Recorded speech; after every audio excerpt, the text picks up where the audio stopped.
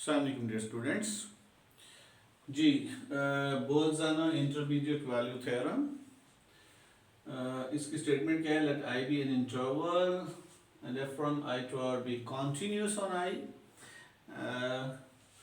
If a b belong to I and if k line belong to R satisfies f of a less than k less than f of b, यानी कि I कोई interval है और a B आप उसके दो points लेंगे और ए के ऊपर जो वैल्यू है that is your F of ए और बी के ऊपर जो वैल्यू है वो एफ ऑफ बी है और के कोई आपने रियल नंबर लिया है जो इन दो वैल्यूज के दरमियान लाई करता है, line between f of a and f of b. I am not saying that a and b are the ending points. ये आई इंटरवल के एंडिंग पॉइंट्स भी हो सकते हैं और बीच में से भी कोई लिए जा सकते हैं। We are not we have no problem. We are not saying that these are always the ending points, but the condition is f जो है वो I के ऊपर continuous है, इस वजह से वो उसके सब इंटरवल ए बी पे भी कॉन्टिन्यूस होगा और that's why F of A value exist करती है और एफ ऑफ बी वैल्यू भी एग्जिस्ट करती है और के नंबर आपने लिया है इन दोनों वैल्यूज के दरमियान से। This is possible only if f is continuous। अगर f continuous है तो फिर ये थ्योरम पॉसिबल होगा, क्योंकि जो k आप लेते हैं तो हम कहते हैं then there exists a point c belong to I lying between a and b such that f of c is equal to k। यानी कि अगर कॉन्टिन्यूटी है, अगर f कॉन्टिन्यूस है I के ऊपर तो इन पर्टिकुलर f कॉन्टिन्यूस जो है वो ए बी उसके अंदर जो इंटरवल है ए बी अगर एंडिंग पॉइंट्स है तो आई खुद ही ए बी क्लोज बन जाएगा, ना भी हो तो उसका सब इंटरवल बन जाएगा, उसके ऊपर फंक्शन कॉन्टिन्यूस है, f of a b defined है, एफ ऑफ बी भी डिफाइंड है। And if you are taking a number k line between f of a and f of b with the condition that f is continuous, then there must be some c lying between a and b कि उस c की जो value है वो k होगी। अब देखिए कैसे, क्या है जी कि ये कोई हमारा फंक्शन है लाइक दिस। चले थोड़ा सा ये वैल्यू जो है वो आपकी this value is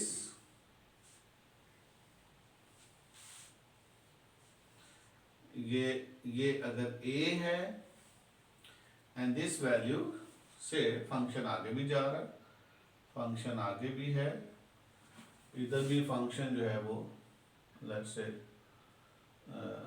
you have this function, no problem, okay.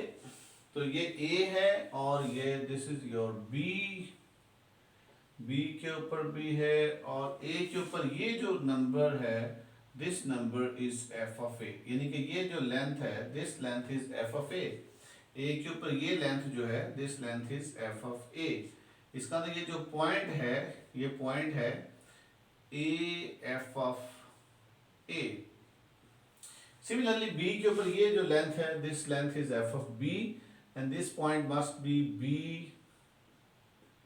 f of b और ये जो लेंथ है से अगर आप इसको देखें तो ये जो लेंथ है दिस लेंथ फ्रॉम हियर ये जीरो से लेके यहाँ तक ये टोटल जो लेंथ है ये एफ ऑफ बी है, एफ ऑफ बी ये पूरी लेंथ है और एफ ऑफ ए जो है ये लेंथ जो है this length is f of a and this whole length is f of b. This is your F of b, this is your F of a, ये एफ ऑफ ए है, यहाँ से यहाँ एफ ऑफ बी है। Now you take a number f of ए और f of b के दरमियान से कोई नंबर के लें, you take a number k from f of a and f of b. F of ए और एफ ऑफ बी के दरमियान से मैंने आपको कहा है कि चूंकि फंक्शन जो है वो आई टू आर कॉन्टिन्यूस है इस वजह से एफ ऑफ ए भी डिफाइंड है, एफ ऑफ बी भी डिफाइंड है और दोनों के दरमियान से you can always choose a number because between two real numbers there exist infinite real numbers. Remember this is also a property of continuous functions. अगर फंक्शन कॉन्टिन्यूस है तब हम इस थ्योरम की बात करेंगे। तो अब अगर इस k को देखा जाए तो c ये यहाँ पे कट करता है, तो देखिए यहाँ पे आपको एक नंबर c मिल जाएगा और c के ऊपर ये जो लेंथ है, this length is in fact f of c, और ये है कितनी, ये k है। तो इसका अगर f ऑफ c बराबर k है, मीन्स दिस पॉइंट इज ये पॉइंट जो है वो c k है, you know where k is f of c। Okay, लेकिन अब क्वेश्चन ये है कि ये कब पॉसिबल है। You can always find a c between a and b such that f of c is equal to k। ये तभी पॉसिबल है अगर फंक्शन कॉन्टिन्यूस है। लेट्स से अगर आपका फंक्शन यहाँ से टूटा हुआ है, you have this continuous function, और यहाँ आप कोई k लेते हैं, तो यू सी k तो a और b का k डैश ले लेते हैं, तो ये यहाँ पे कोई भी आपका जो है ऐसा नहीं है जिसके ऊपर ये उसकी ये जो लेंथ है, this length is k dash. तो क्या यहाँ कोई c डैश है जिसकी ये वैल्यू है, चूंकि यहाँ तो वैल्यू मौजूद नहीं है, function is discontinuous, that's why ये थ्योरम तभी पॉसिबल है अगर हमारा फंक्शन क्या है, कॉन्टिन्यूस है। दोबारा देखिए, मैं इसको थोड़ा सा दोबारा से एलैबोरेट करता हूँ। वो क्या कहता है, बोलते हैं इंटरमीडिएट वैल्यू थ्योरम भी कहते हैं इसको।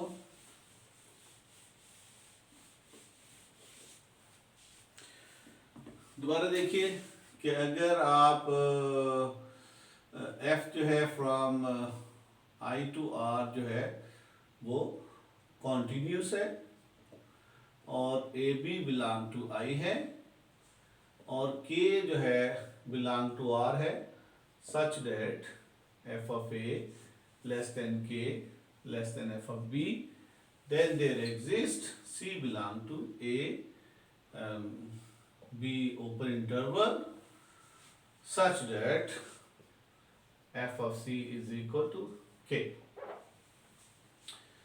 यानी कि ये कहता है कि अगर हमारा k जो है f of a और f of b के दरमियान लाई करता है और f जो है वो कॉन्टिन्यूस है i के ऊपर और a b i को बिलोंग करते हैं, तो फिर एक c जरूर होगा a b के दरमियान पे, जबकि उसकी वैल्यू होगी कॉन्टिन्यूटी की वजह से, क्योंकि कॉन्टिन्यूटी जो है वो डिफाइंड है a के ऊपर भी b के ऊपर भी, और a और b के दरमियान भी फंक्शन कॉन्टिन्यूस है। तो जो भी a और b f of a और f of b के दरमियान नंबर लेंगे उसके कॉरस्पॉन्ड कोई c मिल जाएगा lying between a and b। Look at again, आप देखिए ये हमारा फंक्शन है, ठीक है। हम इसको थोड़ा सा बेहतर तरीके से एलैबोरेट कर देते हैं। मैं थोड़ा फंक्शन भी थोड़ा डिफरेंट सा ले लेता हूँ ताकि आपको थोड़ा क्लियर हो जाए। Let's say this is your function. अब ये मेरा जो है a है, इट्स योर b, राइट, और ये जो लेंथ है a के ऊपर length, this length is f of a, this length is f of a, तो इसको हम f ऑफ a कह लेते हैं, and this length is f of b, ये f ऑफ b है। ऑफ कोर्स हम यहाँ 0 से इसको रीड कर रहे हैं, 0 से यहाँ तक f ऑफ a है और 0 से यहाँ तक f ऑफ b है, बिकॉज b के ऊपर ये जो लेंथ है, this length is f of b, right. Now you take any value, यहाँ से कोई नंबर k लेता हूँ मैं, यहाँ से कोई नंबर k लेता हूँ, तो k देखिए ऑफ कोर्स ये यहाँ पे कट कर रहा है।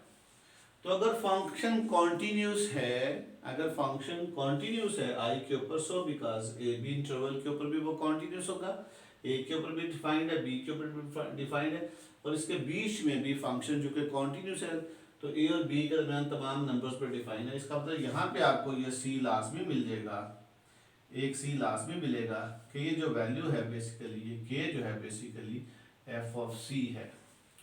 नाउ इमेजिन अगर फंक्शन जो है वो यहाँ से ब्रेक है, डिसकंटिन्यूअस है, और ये नंबर तो यहाँ लाई कर रहा है।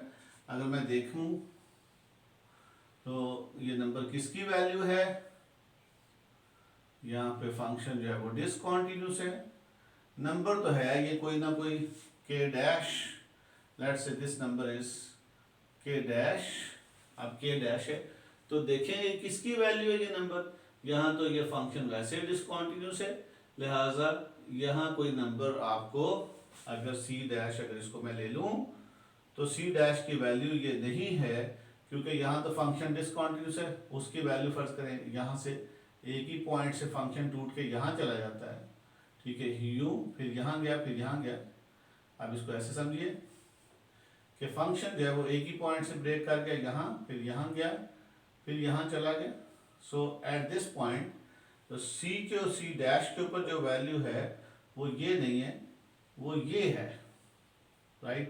लिहाजा अब ये जो नंबर है बेसिकली k डैश के कॉरस्पॉन्ड कोई वैल्यू यहाँ पे मौजूद, k dash line between f of a and f of b है, लेकिन जो c डैश है उसकी वैल्यू k डैश नहीं है, यानी कि f of c dash is not equal to k dash because function was discontinuous. ठीक है, तो अब आपको ये समझ आ जाना चाहिए, ये बड़ा सिंपल सा थ्योरम है कि अगर फंक्शन कॉन्टिन्यूस है फ्रॉम i टू r और ए बी जो है वो i से कोई दो पॉइंट्स लेते हैं और k कोई रियल नंबर लेते हैं line between f of a and f of b, then you can find a number c between a b open interval side at f of c is equal to k. So I have elaborated the diagram, right. चलिए अब इसका proof is so simple, इसमें कोई ऐसी problem नहीं है।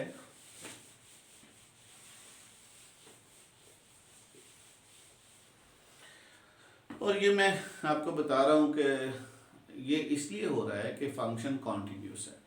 चूँकि function continuous है i के ऊपर, इसलिए उसके सब इंटरवल ए बी के ऊपर भी कॉन्टिन्यूस है, जैसा a के ऊपर भी फंक्शन डिफाइंड है, b के ऊपर भी डिफाइंड है, और a और b के दरमियान जितने भी पॉइंट्स है सब के ऊपर डिफाइंड है, उसकी वैल्यूज़ मौजूद हैं।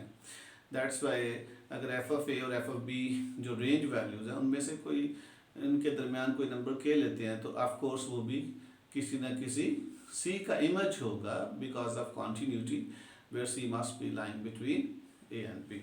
Okay, so the proof is so simple. Suppose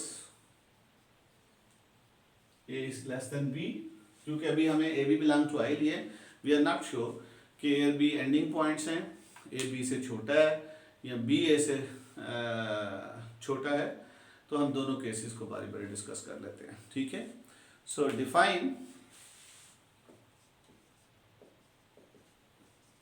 gx is equal to fx minus k. अगर हम g इसको डिफाइन कर लें तो लुक एट, क्योंकि आपके पास जो k है वो केस है कि f of a you are given with this and f of a less than k less than f of b, ये गिवन है। You are given that k is lying between f of a and f of b, तो चूंकि अब f of a minus k less then 0 होगा।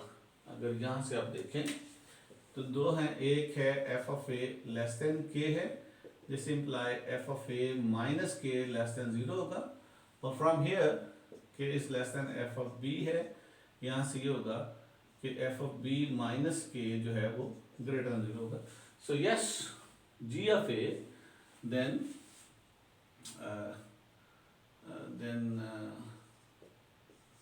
g of a जो है वो f of a minus k, and which is f of a minus k is less than 0, and g of b is f of b minus k, of course, which is greater than 0, and you know that अगर एक function जो है further also g is continuous, क्योंकि k constant function है वो continuous है, constant function को किसी नंबर से मल्टीप्लाई करें वो भी कॉन्टिन्यूस है, so minus k is continuous, f is continuous, so the sum of two continuous function is continuous, so because g is continuous, and also g of a is less than 0 and g of b is greater than 0, so because by location of root theorem there must be some c lying between A and B such that g of c is equal to 0? Yes. Note that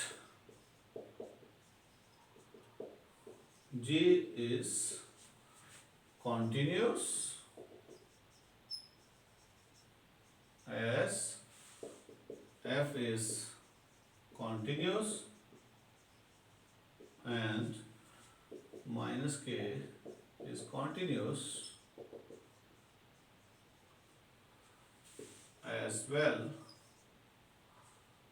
Also, f of a is less than 0, which is less than f of b. So by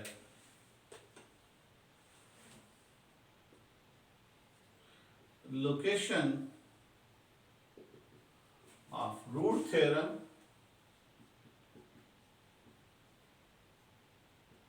we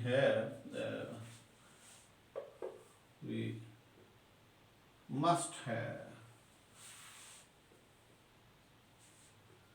a C belong to a B open interval such that g of c is equal to 0.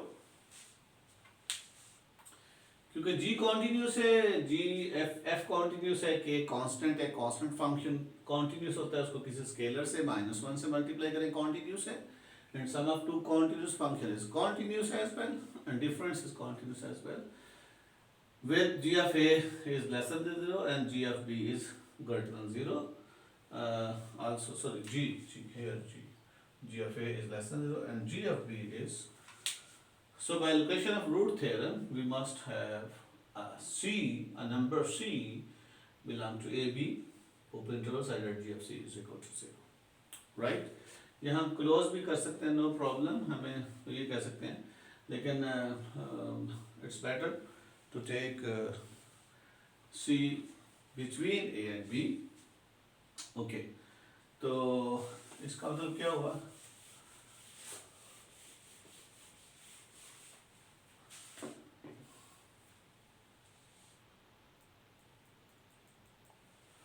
इसका मतलब क्या होगा कि हमने g of x define किया था f(x minus k). तो g of c is equal to 0 means f of 0 or f of c minus k is equal to 0. That is fc is equal to k, where a less than c less than b.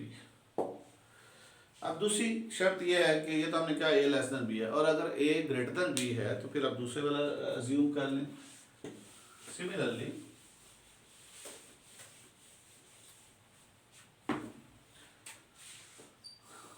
Similarly, if a is greater than b, we then define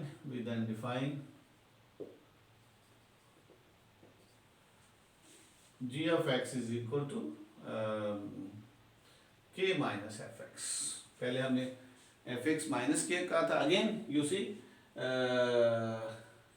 k is constant function, so it's continuous. Every constant function is continuous. F is continuous, so the difference of two continuous function is continuous as well.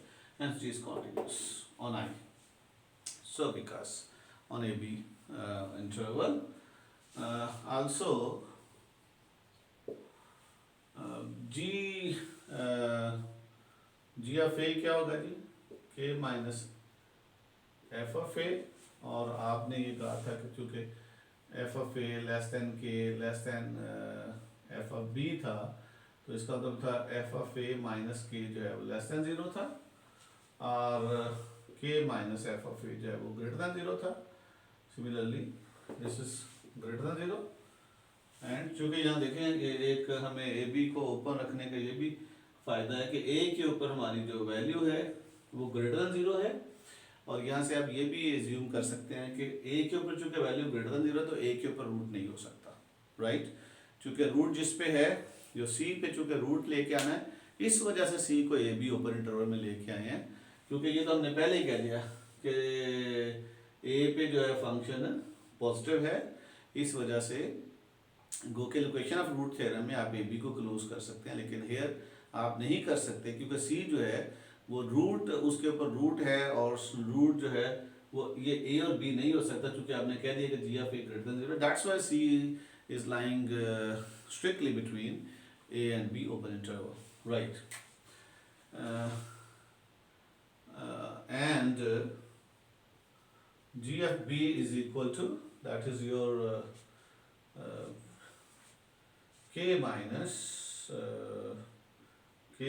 f of b which is less than 0, ठीक है। hence by so as g is continuous,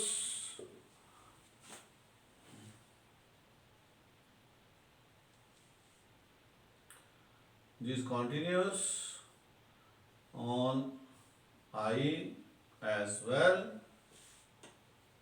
So by location of root theorem, writing shortly, or L location or root theorem, location of root theorem, you have G of C is equal to 0 again, where C जो है provided C belong to A B open interval, चूंकि C के ऊपर root है, अब C के ऊपर root है और G of C 0 है और A के ऊपर तो है वो 0 नहीं, वो ग्रेटर देन 0 है और B के ऊपर less than 0, that's why C जो है वो A B open interval, C A B नहीं हो सकता, B भी नहीं हो सकता, उसके ऊपर रूट है, ठीक है। तो इसका मतलब क्या हुआ,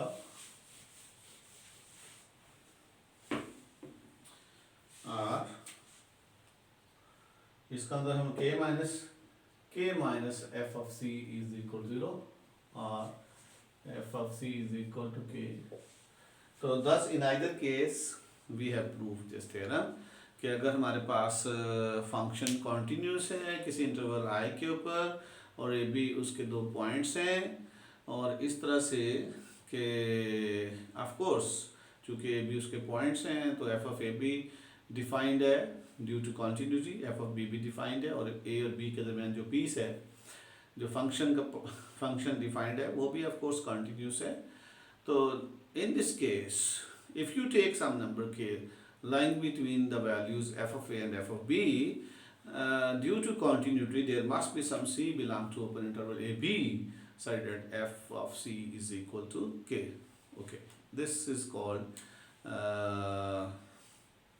बोल्ज़नो इंटरमीडिएट वैल्यू थ्योरम, ठीक है। तो इंटरमीडिएट जो है आपको मिल जाती है, एक इंटरमीडिएट क्लास में मिल जाती है।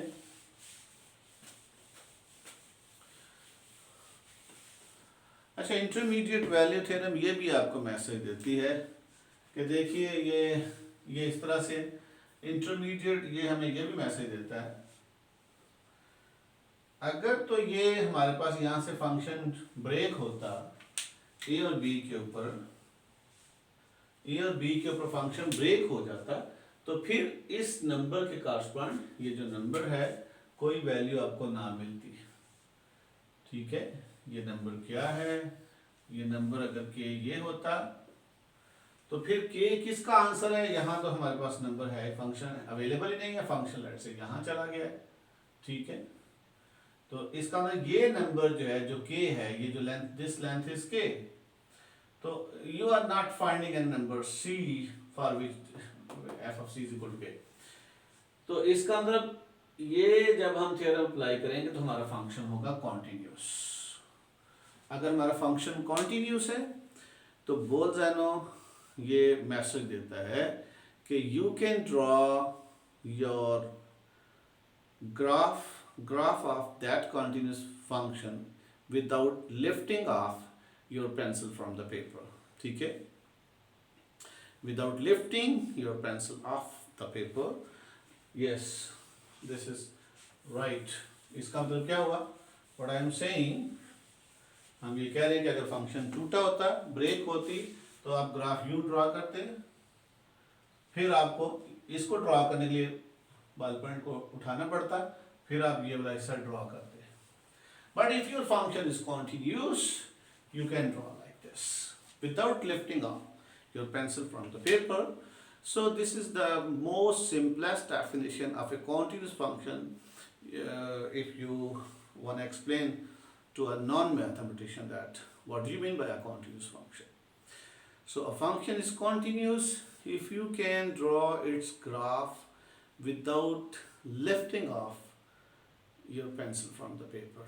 Of course, if it is the graph of a function, that is the fundamental condition. Okay. एक नेक्स्ट corollary क्या है?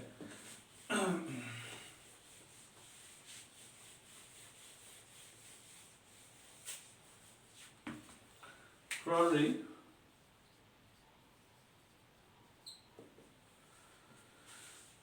let I is equal to AB be closed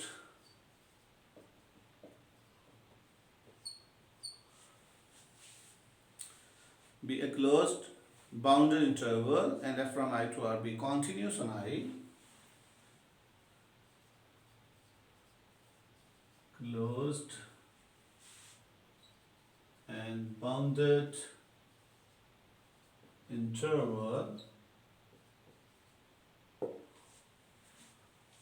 let f from I to R be continuous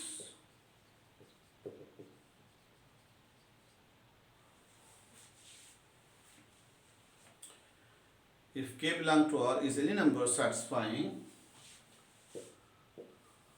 if k belong to R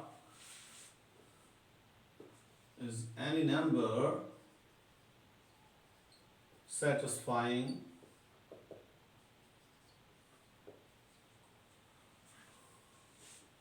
inf of f is less than k, which is less than sup of f,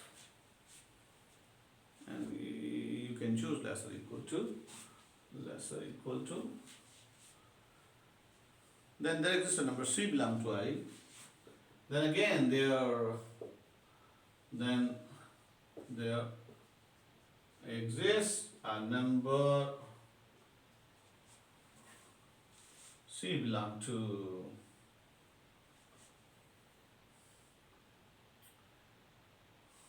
I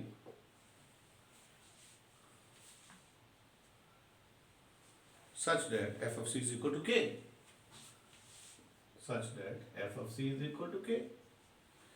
अब ये देखिए instead of a and b आप ये बिल्कुल पीछे वाला theorem है, बिल्कुल उसी तरह से आप सॉल्व करेंगे, इसमें कोई एम्बिग्युइटी नहीं है, कोई प्रॉब्लम नहीं है।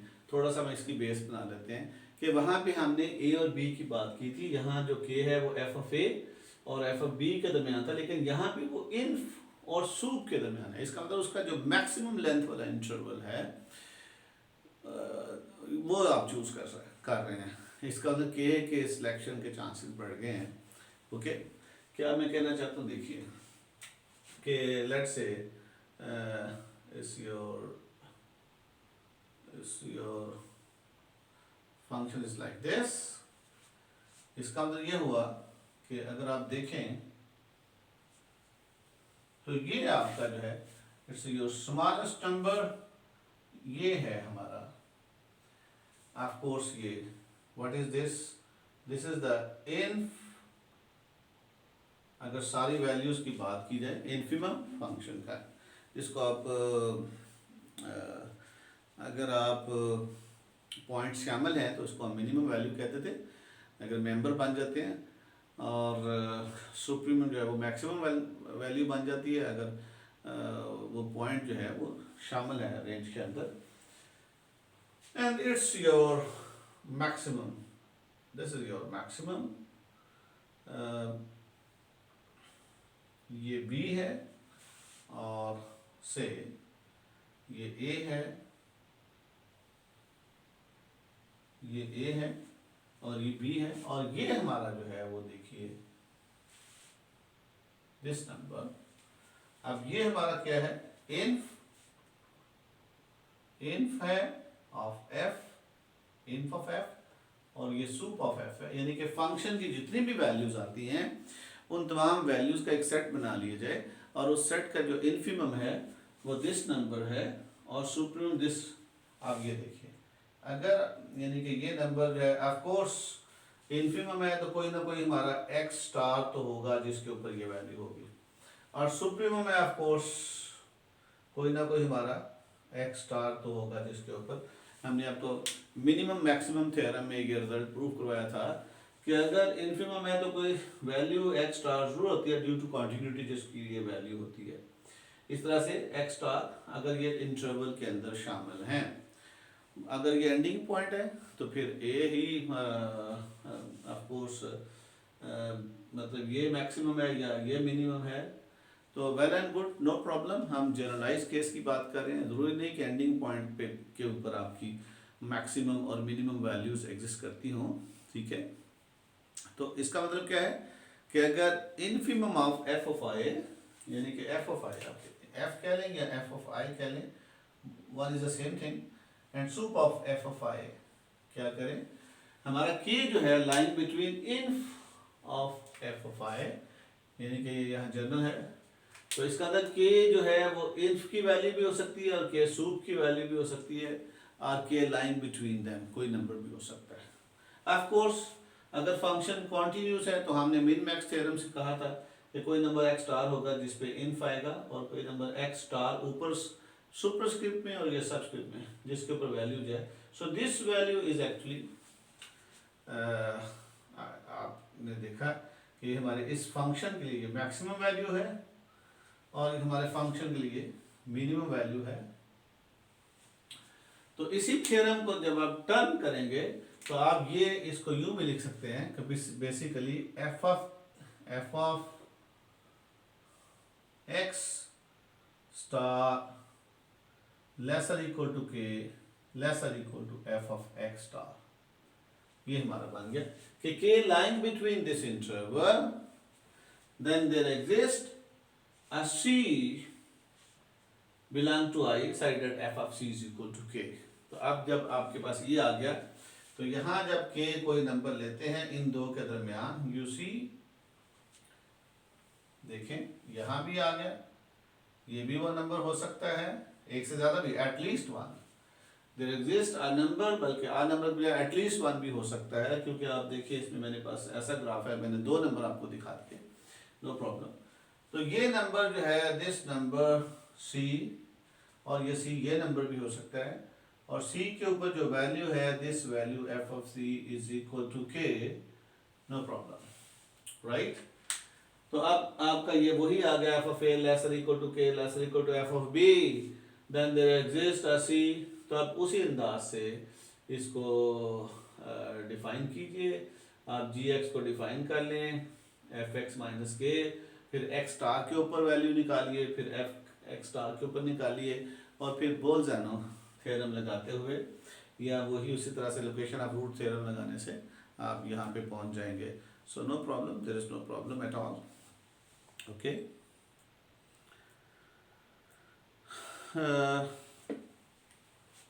सो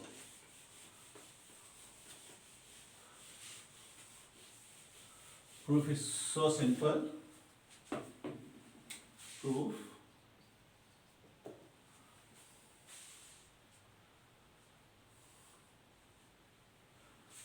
since f is continuous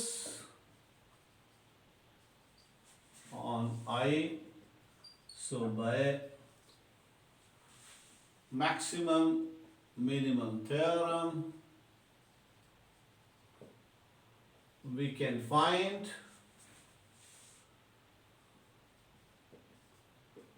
points x star and x star belong to I such that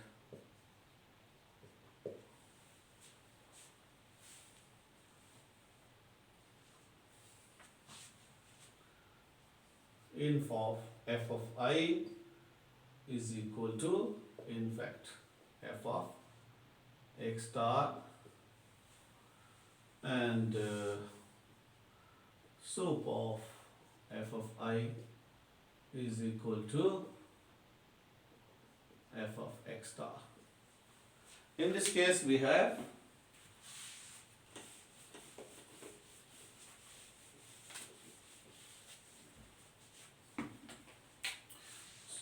in this case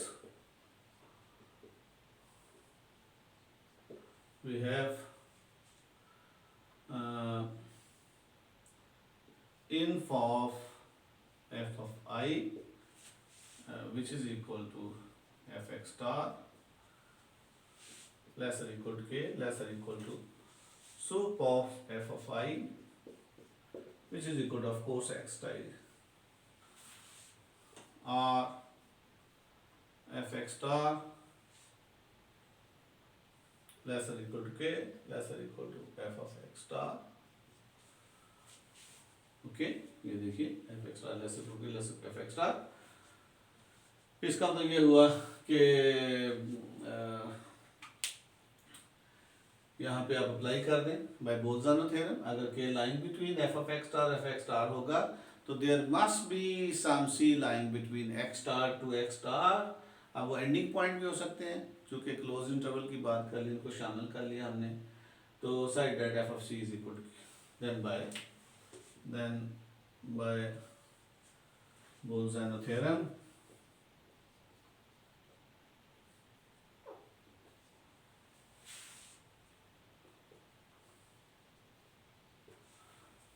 Bolzano theorem we must have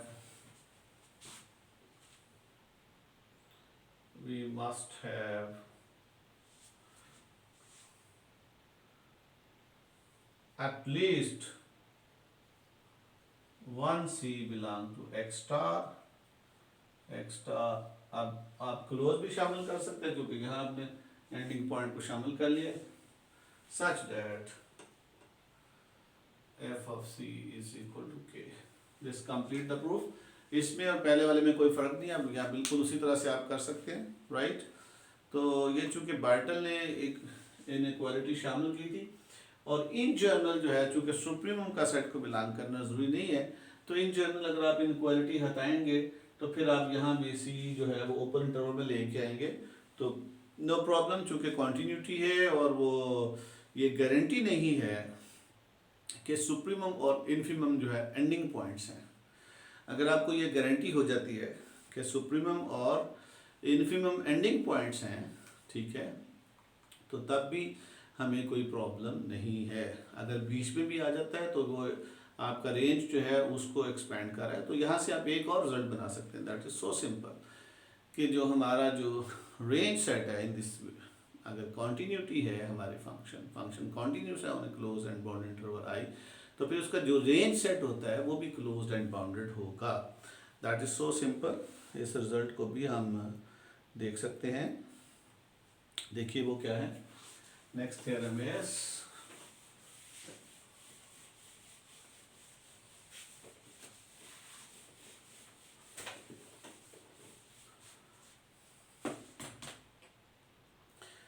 let I be closed and bounded interval।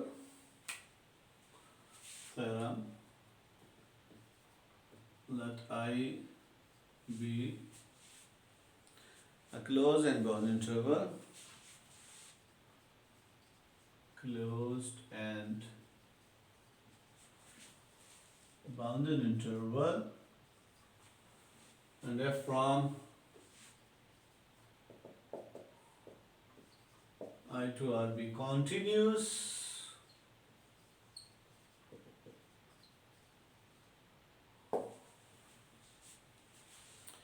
then the set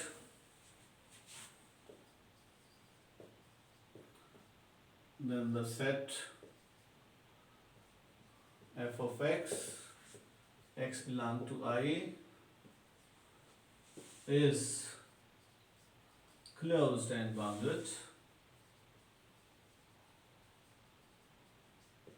as well।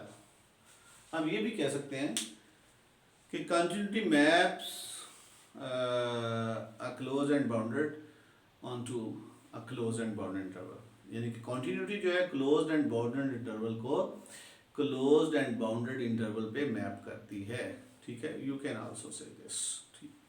अब चूंकि function continuous है और आई जो है वो closed end bounded है, तो इसका मतलब है मिन मैक्स थ्योरम ये कहता है, मैक्सिमम मिनिमम थ्योरम ये कहता है कि you must have some points small m and capital M, ठीक है, और उसका जो इन्फीमम भी होगा और उसका सुप्रीमम भी होगा, राइट। और दूसरा चूंकि वो क्लोज्ड है, ए बी क्लोज्ड है, ए के ऊपर वैल्यू भी डिफाइंड है, बी के फंक्शन कॉन्टिन्यूस है, तो इसका मतलब स्मॉल एम जो और कैपिटल एम जो है वो दोनों एफ ऑफ आई को बिलोंग करेंगे, ठीक है। Suppose proof, suppose m is equal to inf of f x, इस ये जो है इसको हम एफ ऑफ आई से इन्फ ऑफ एफ ऑफ आई कह लेते हैं। चले, ऑफ कोर्स ये सारी x बिलोंग टू आई है तो सारी वैल्यू एफ ऑफ आई ही बन जाता है सेट बेसिकली। तो स्मॉल m जो है इन्फ ऑफ एफ ऑफ आई ले लेते हैं, एंड कैपिटल M जो है वो सूप ऑफ एफ ऑफ आई ले लेते हैं। ये आप अज्यूम कर सकते हैं, ठीक है। चूंकि I जो है वो इस तरह से भी आप चल सकते हैं कि ये सेट है और I जो है वो क्लोज्ड एंड बाउंडेड है, और F जो है उसके ऊपर कॉन्टिन्यूस है, लिहाजा ये सारे का सारी इसकी कॉरस्पॉन्डिंग वैल्यूज डिफाइंड है, इसलिए ये बाउंडेड सेट है। और बाउंडेड सेट है तो फिर ये बाउंडेड अबव भी है, बाउंडेड बिलो भी है, लिहाजा इसका सूप भी एग्जिस्ट करता है, इन्फ भी एग्जिस्ट करता है। तो that's why you may suppose that small m is the inf and capital M is the sup, ठीक है। इसके अलावा चूंकि अब यूँ भी कह सकते थे कि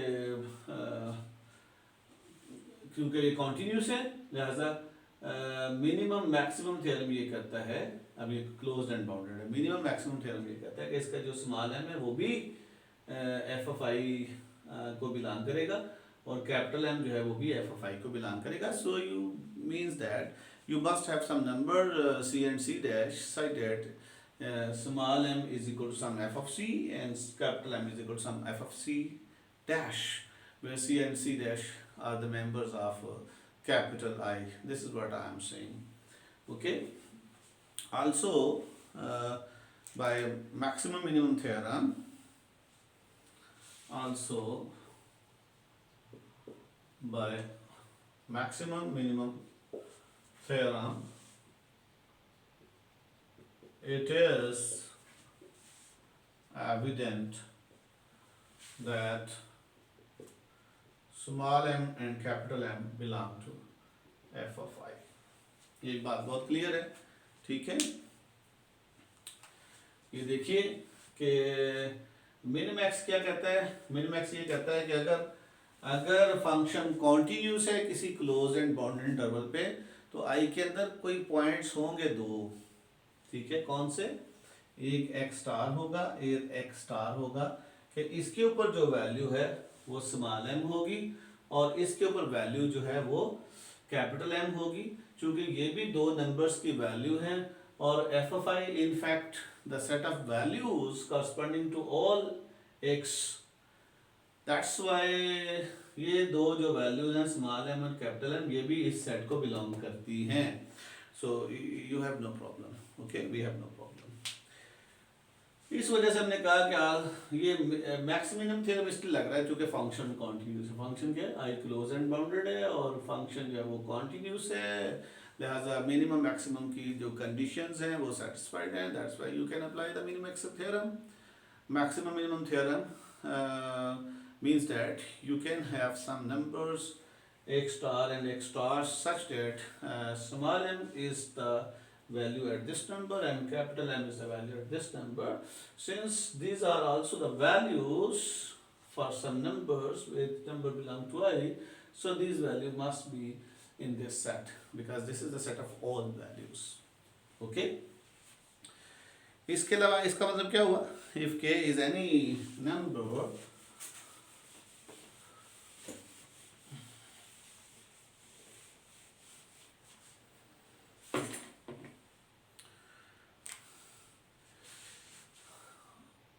since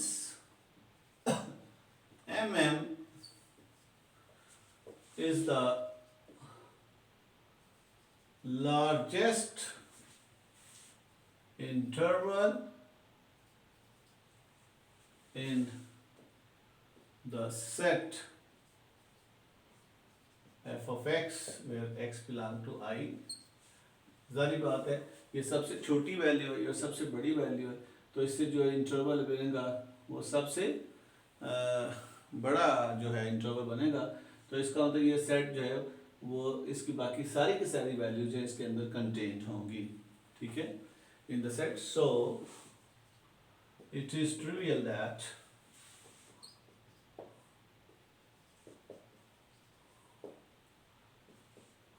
f of x, x belong to I, is a subset of Mn. Of course ये सबसे बड़ा जो है वो ये जितनी भी वैल्यूज हैं वो इसके अंदर कंटेन करेगी, और you can say that f of I is contained in Mn, number one. अब कन्वर्सली हम ये साबित करेंगे कि इसमें से कोई अगर नंबर लेते हैं तो उसकी जो वैल्यू है वो c जो है वो इसके किसी वैल्यू के कॉरस्पॉन्ड है by Boltzmann theorem. That's why f of c जो है वो इसको बिलोंग करता है और के इसको बिलोंग करता है, इसलिए ये इसके अंदर सबसेट आ जाएगा। Also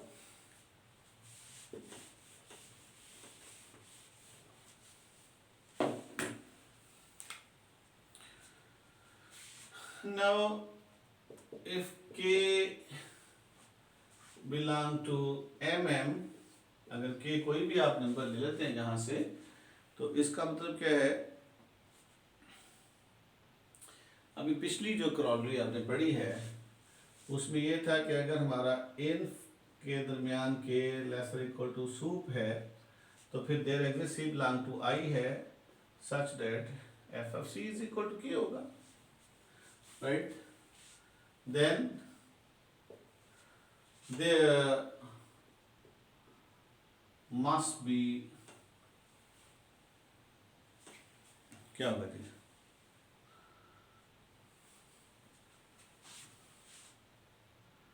a point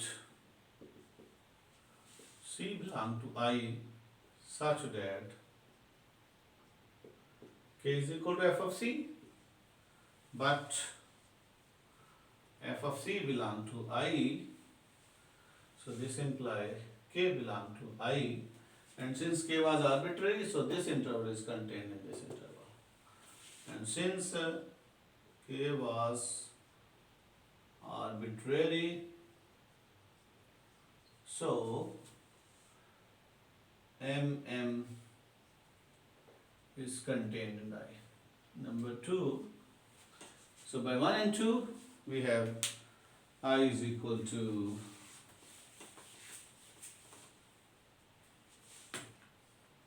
f of c belong to f of I, and this is contained in f of I.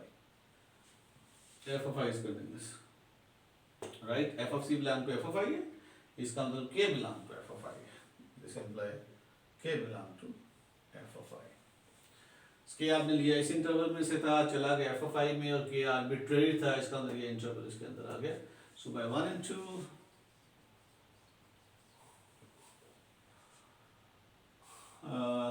f of I is equal to m and m. Now this is closed and bounded interval, that's why f of I is closed and bounded. Hence f of I is closed and bounded. ले जी ये भी हो गया। Next result is वो क्या है कि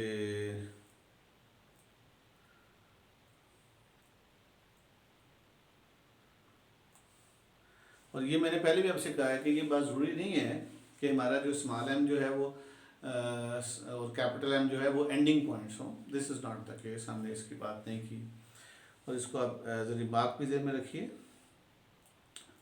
next idea is preservation of interval theorem.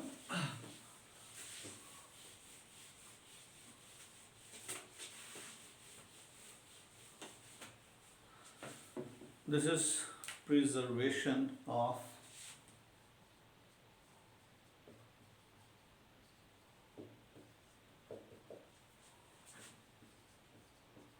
Interval theorem. Again ये क्या कहता है कि अगर कोई फंक्शन कॉन्टिन्यूस है तो वो इंटरवल को इंटरवल पे मैप करता है, तो पिछला थ्योरम भी हमने यही कर लिया कि क्लोज एंड बाउंडेड को क्लोज एंड बाउंडेड पे करता है, तो इंटरवल को इंटरवल पे जाएगी, छोटी बात होगी। बहरहाल इंटरवल की डेफिनेशन क्या होती है वो थोड़ी सी आपको पता होनी चाहिए कि इंटरवल जो है हम ये कहते हैं कि कोई भी सबसेट जो है, एनी सबसेट एस, कोई सबसेट एस लेते हैं, containing at least 2 points, containing at least 2 points, right, with the property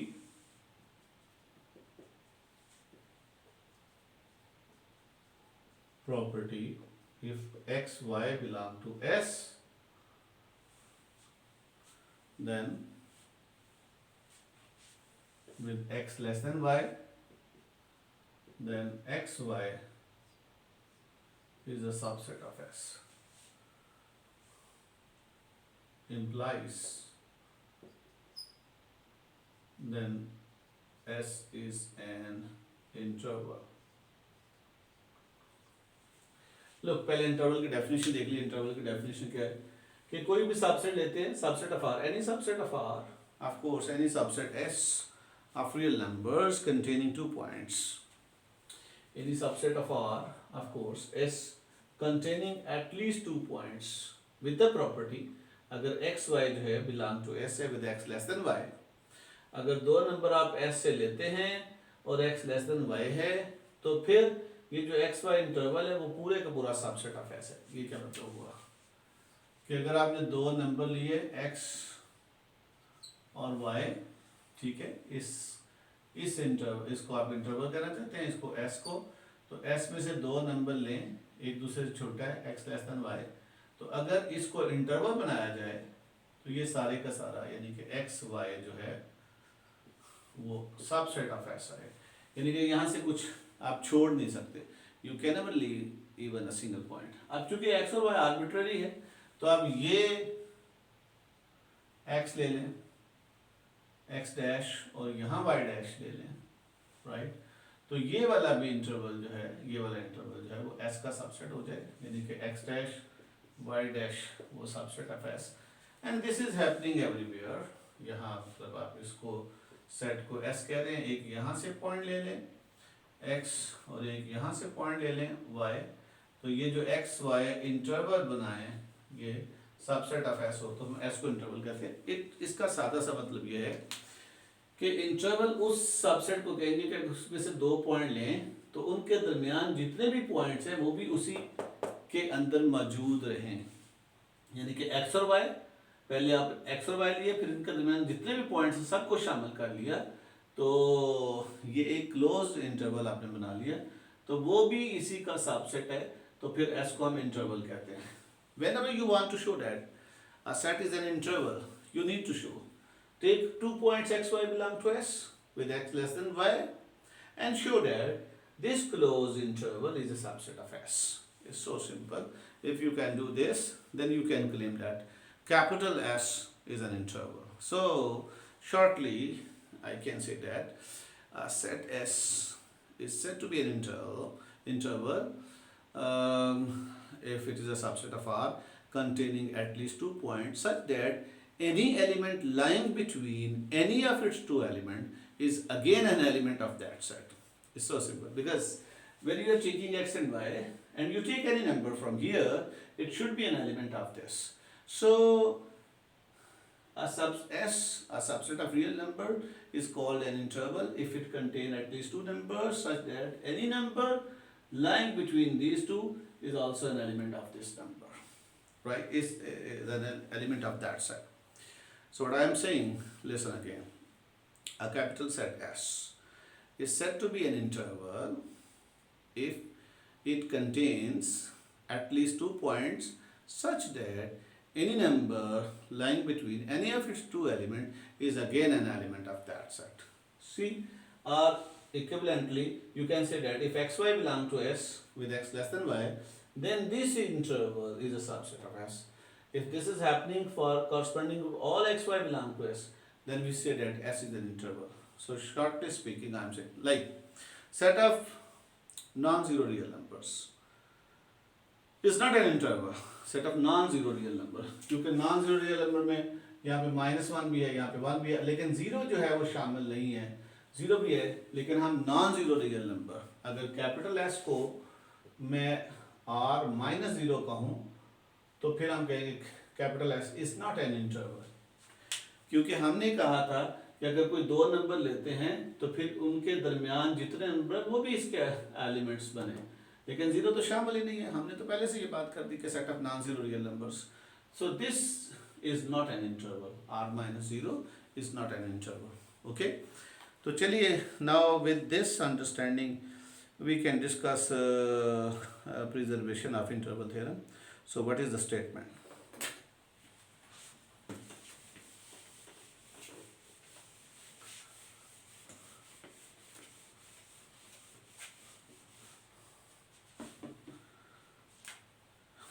Let I be an interval. Let I be an interval and f from I to R be continuous. Be continuous. Then the set f of I is an interval. Then f of I is an interval. और हमने ये भी साबित कर दिया था पहले कि अगर I जो है वो क्लोज एंड बाउंडेड है तो f of I जो है वो भी क्लोज एंड बाउंडेड है. अब ये कॉन्टीन्यूटी की प्रॉपर्टी है कि अगर फंक्शन कॉन्टीन्यूस है तो वो क्लोज एंड बाउंडेड इंटरवल को क्लोज एंड बाउंडेड इंटरवल पे मैप करता है और इंटरवल को इंटरवल पे मैप करता है. That's why we are saying preserve करता है. इफ f is continuous on an interval, then a continuous function preserve the property of interval. Means that if f is continuous on an interval, then its range set must be an interval. Preservation of interval mean वो continuity जो है वो interval को interval पे map करती है, और अगर interval close and bounded है तो वो close and bounded पे मैप करती है, और वो open interval है तो open interval पे मैप करेगी. यानी कि interval को preserve करेगी. जिस टाइप का आपका interval है उसी टाइप की जो है आपकी वो रेंज दे देगा. दैट्स वाई इसको आप कहते हैं preservation of intervals theorem. Right, intervals theorem. Okay, proof. अब आपने क्या करना है, आप एक दो एलिमेंट लीजिए, एफ ऑफ आई को इंटरवल साबित करना है, और दो एलिमेंट उसके दरमियान लीजिए, एक दूसरे से छोटा लीजिए और साबित कीजिए कि अल्फा बीटा जो इंटरवल है वो सबसेट ऑफ एफ ऑफ आई है. By definition you take some alpha beta belong to f of I, क्योंकि आप f of I को इंटरवल साबित करना चाहते हैं, विद कंडीशन कि अल्फा लेस देन बीटा ले लें, और साबित कीजिए कि अल्फा बीटा जो है वो subset of f of I है. अगर ये साबित कर देते हैं तो हम कहेंगे कि f of I is an interval by definition that I just have given. Okay, देखिए, let alpha beta belong to f of I with alpha less than beta. अब चूंकि फंक्शन कॉन्टिन्यूस है तो ऑफ कोर्स ये range के element ले रहे हैं, तो डोमेन के अंदर कोई पॉइंट्स एक्स वाई होंगे, side at f of x alpha होगा और एफ ऑफ वाई बीटा होगा. इसमें कोई एम्बिग्यूटी नहीं है सिंस एफ इज कॉन्टिन्यूस. ठीक है, since F is continuous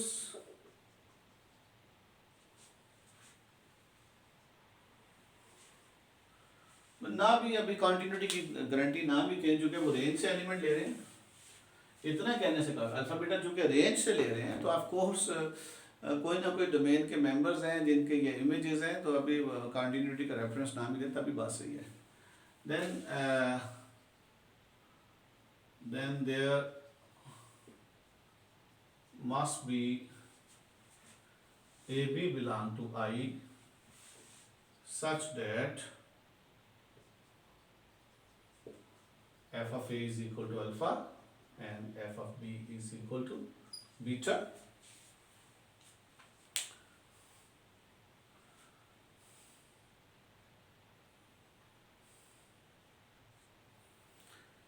Right? Then f of a is less than f of b as alpha less than beta. अब देखिए, अब हम बोल्जमैन थ्योरम लगाते हैं कि अगर हमारा जो फंक्शन कॉन्टिन्यूस है और f of a less than f of b है तो देयर मस्ट बी, और अगर k line between f of a and f of b है तो फिर कोई सी होगा, लाजमी एक पॉइंट सी होगा जो इसको बिलोंग करेगा. ठीक है, since f is continuous, so by Bolzano's theorem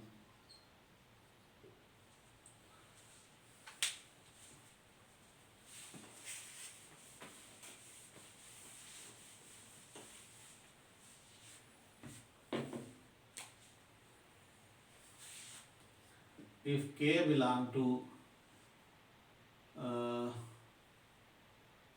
f of a, f of b, right? बोलते ना, मैं ऊपर भी ले लें या ऐसे लिख लें. If k belong to R where k is less than, sorry, f of a is less than k less than f of b, then there exists c belong to I, a point c belong to I, a number, a point को आप number भी कह सकते हैं, a number c belong to I such that f of c is equal to k. अब k चूंकि alpha beta को belong करता है, एफ ऑफ ए अल्फा है, एफ ऑफ बीटा, तो इसका मतलब ये जो एफ ऑफ सी है ये भी जो है वो अल्फा बीटा को बिलोंग करेगा. ठीक है,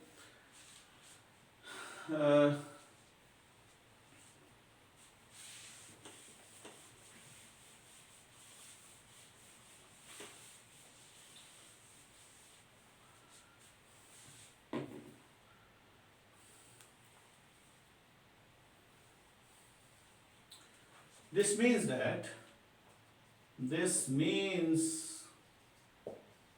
that अब चूंकि ये k belong to f of I as f of c belong to f of I, and since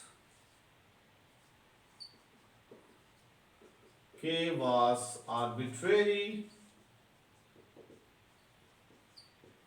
so we conclude that, अब देखिए आपने के जो है अल्फा बीटा से एक एलिमेंट के लिया, याद रहे कि this is equal to alpha, this is equal to alpha and this is equal to beta. अब के जो है आपने अल्फा बीटा से एक एलिमेंट लिया था और के एफ ऑफ आई में आ गया, इसका मतलब ये अल्फा बीटा जो है वो एफ ऑफ आई के अंदर आ गया. ठीक है, we conclude that f of a, f of b, right, contained in f of I are alpha beta contained in f of I, where alpha less than beta and alpha beta belong to f of I. Look at this. अब alpha beta जो है f of आई को belong करते थे, alpha less than beta भी था, और alpha beta interval जो है, ये जो इंटरवल है ये एफ ऑफ आई को बिलोंग कर गया. कैसे? चूंकि आपने के लिया अल्फा और बीटा के दरमियान, f of a f of b के दरमियान, और सब के जो एफ ऑफ सी है, चूंकि एफ ऑफ सी जो है वो एफ ऑफ आई का एलिमेंट है, इसलिए के एफ ऑफ आई का एलिमेंट हो गया. This means that since k was arbitrary, इसका मतलब ये हुआ कि f of a f of b जो है वो आपने लिया यहाँ से था, तो वो उसका सबसेट हो गया, राइट। और you say that alpha beta जो है वो सबसेट ऑफ एफ ऑफ आई हो गया। वैसे भी एफ ऑफ ए भी चूंकि एफ ऑफ सी का एलिमेंट था, एफ ऑफ बी भी एफ ऑफ सी का एलिमेंट था, दैट्स वाई एंडिंग पॉइंट्स भी उसके अंदर मौजूद है, और बीच में से कोई आर्बिट्री लिया था वो भी एफ ऑफ आई में आ गया। So because this close interval is an element of f of I, that's why alpha beta. Now look at this definition, alpha beta belong to f of I, alpha is less than beta and alpha beta was f of I, hence by definition of interval f of I is an interval, hence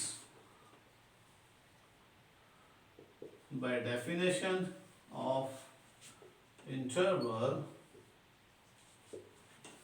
f of I is an interval. This completes the proof. ले जी, ये हमने साबित कर दिया कि जो अगर हमारी जो कॉन्टीन्यूटी है तो वो इंटरवल को इंटरवल पे मैप करती है, और क्लोज एंड बाउंड इंटरवल हो तो उसको क्लोज एंड बाउंड इंटरवल पे मैप करती है। और इसके अलावा बोल्ज़नो थ्योरम कहता है कि अगर फंक्शन कॉन्टीन्यूस है तो corresponding to any number lying between the range values you can have some number in the domain value so that f of c is equal to k. अगर ए बी को fix कर ले बीच में से तो F of ए और f of b के दरमियान जो नंबर है उसके करस्पॉन्ड जो है वो you can always find a number c lying between a and b side that f of c is equal to k, and same will happen if k lying between inf and soup, then again you can find some number c between a and b so that f of c is equal to k. तो ये सारी बातें जो है वो हमने discuss कर ली। इसके अलावा एक ब्रॉबर फिक्स पॉइंट थ्योरम भी है, वो भी आप चाहें तो उसको भी देख सकते हैं। वो क्या कहता है, I have another result that is called Brouwer's fix point theorem.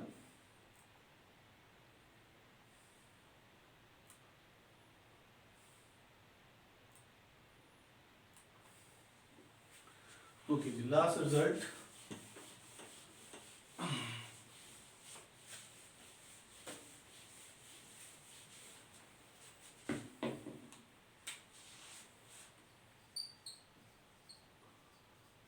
Brouwer's fixed point theorem। वो क्या कहता है कि अगर function from a to b, not necessarily a surjection, is continuous, if a function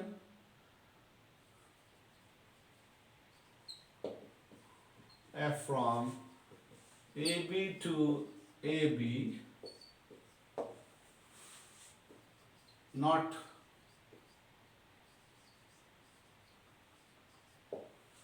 not necessarily a surjection,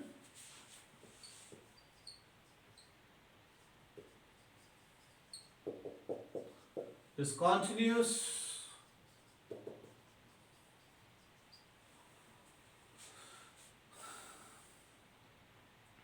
then f has at least one fixed point, has at least one fixed point।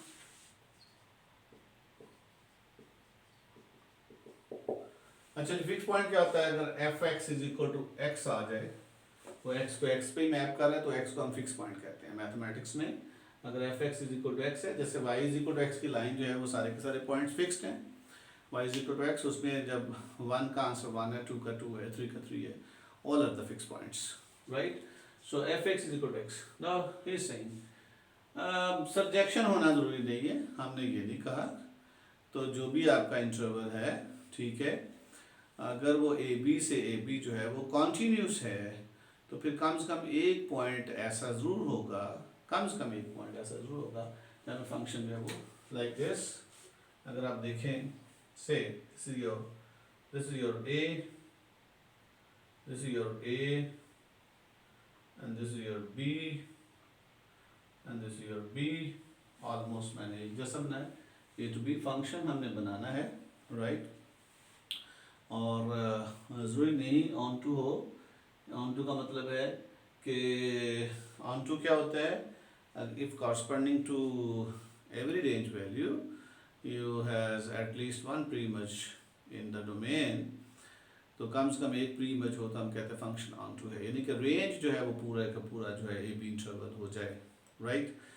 तो अब देखिए A B से A B हमारा function है, इसके कारस्पॉन्ड value शुरू होनी है, लेट से कोई भी यहाँ से भी शुरू हो सकती है, यहाँ से शुरू होकर यहाँ जा सकती है, राइट, यहाँ से शुरू होकर यहाँ जा सकती है। अब ये मैंने यानी कि ए के कारस्पॉन्ड ये है और बी के कारस्पॉन्ड ये है, लेकिन ऑन टू नहीं है। ये देखिए बहुत से नंबर्स जो हैं वो, यानी कि आप देखें तो ये नंबर किसका आंसर है, यहाँ पे अगर यहाँ से एक लाइन में लगाऊं तो ये नंबर क्योंकि ग्राफ को टच नहीं करता, लिहाजा this number is not the image of any number from a b, this means that this function is not onto, this function is not onto. Onto का मतलब ये होता है कि जो भी आप इसमें से ये आपकी जो कोडोमेन है, ए बी भी कोडोमेन है, ए बी से कोई भी नंबर लेते हैं तो वो ग्राफ को कहीं ना कहीं टच करता, तो तब हम कहते हैं ये हमारा फंक्शन। तो now you draw a line from here c, इसका ये यहाँ पे पॉइंट जो है, इसको अगर एक्स नॉट मैं कहूँ तो सी यहाँ पे, चूँकि वाई इक्वल टू एक्स की लाइन ड्रॉ करनी है, तो जब वाई इक्वल टू एक्स की लाइन ड्रॉ करेंगे तो वो इस ग्राफ को लाजमी कम से कम एक पॉइंट पे जरूर टच करेगी, राइट।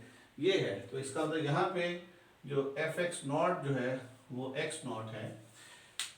बिल्कुल आप उसी तरह से आप इसका प्रूफ कीजिए जैसे आपने ब्रावर्स का, अगर एफ ऑफ ए है या एफ ऑफ बी है, तो फिर तो हमें कोई बात प्रूव करने की जरूरत नहीं है। आप सपोज कर लें कि f of a greater than a है और एफ ऑफ बी जो है वो लेस देन बी है, और जी एक्स को F x minus x assume कर लें तो हमारा ये थ्योरम प्रूव हो जाएगा, ठीक है। तो ब्रावर्स जो है उसने ये पहला थ्योरम दिया था, फिक्स पॉइंट थ्योरी यहाँ से स्टार्ट हुई। अब लोगों ने इसके बहुत से इसके ऊपर काम किया और फिक्स पॉइंट थ्योरी में और भी ज़्यादा रिजल्ट्स बनाए।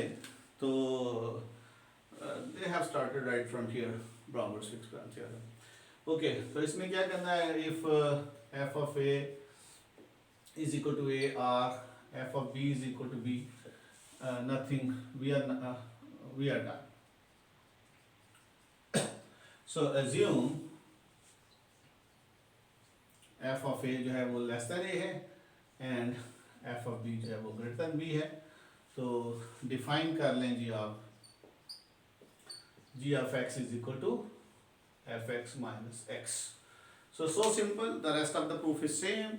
देखिए जब g of a देखेंगे तो f of a minus a वो लेस देन 0 हो जाएगा और g of b जो है f of b minus b वो ग्रेटर देन 0 होगा। Then by location of root theorem you must have some c between a and b such that g of c is equal to 0, that is f of c minus c is equal to 0 means f of c is equal to c, so c is the fixed point। It's so simple, no problem at all, right।